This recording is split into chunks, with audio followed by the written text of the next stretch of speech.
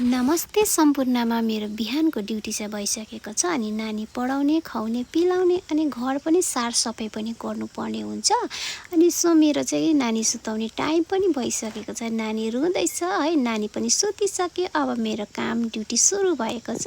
यो लुगा चाहिँ मैले हिजै धोएर ड्याम्मै भुइँमा थुपारेको थिएँ। बेला सनकसिनी गर्नुहुन्छ। मेरो चाहिँ 4-4जना 5-5जना नानीहरूको लुगा चाहिँ यति धेरै हुन्छ अनि मिसिन त एकपल्टमा धुँदा 5-6 मिसिन त धुनै पर्छ अनि सारसफाइ पनि गर्नुपर्छ। बडाले कुराले त गर्नुपर्छ, मैला त बस्नु भएन। अनि नानीहरूको सामान काम सकेर फेरि धन्दा बिहान खाजा खाएको बर्तन यति थुप्रेको थिएँ, धुइसकेँ। अनि मिसिन पनि लाउनुपर्छ। आज त घाम पनि लाग्ने सुरुवात जस्तो लागेको छ र चाहिँ लुगा पनि मिसिन लाउँदै गर्नुपर्छ।